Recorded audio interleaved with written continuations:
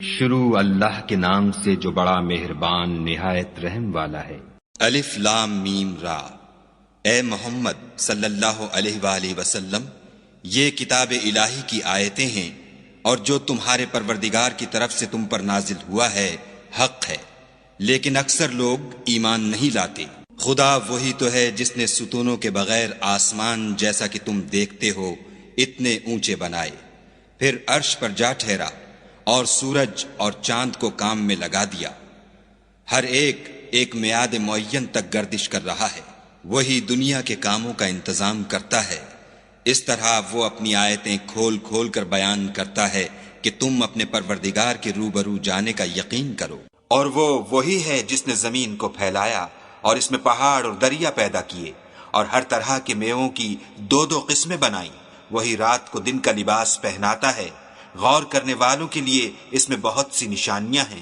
اور زمین میں کئی طرح کے قطعات ہیں ایک دوسرے سے ملے ہوئے، اور انگور کے باغ اور کھیتی اور کھجور کے درخت، بعض کی بہت سی شاخیں ہیں اور بعض کی اتنی نہیں ہوتی، باوجود کہ پانی سب کو ایک ہی ملتا ہے، اور ہم بعض میووں کو بعض پر لذت میں فضیلت دیتے ہیں، اور اس میں سمجھنے والوں کے لیے بہت سی نشانیاں ہیں۔ اگر تم عجیب بات سننی چاہو تو کافروں کا یہ کہنا عجیب ہے کہ جب ہم مر کر مٹی ہو جائیں گے تو کیا از سر نو پیدا ہوں گے؟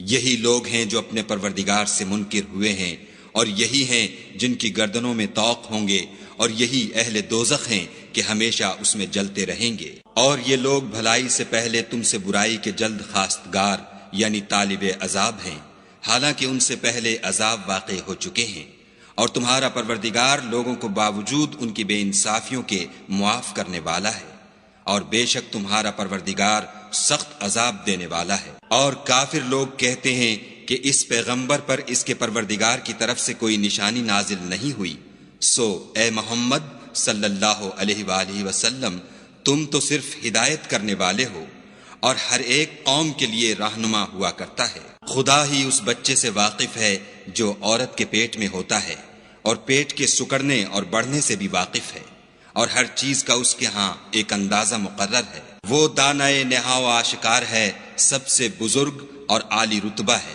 کوئی تم میں سے چپکے سے بات کہے یا پکار کر، یا رات کو کہیں چھپ جائے یا دن کی روشنی میں کھلم کھلا چلے پھرے، اس کے نزدیک برابر ہے۔ اس کے آگے اور پیچھے خدا کے چوکیدار ہیں جو خدا کے حکم سے اس کی حفاظت کرتے ہیں۔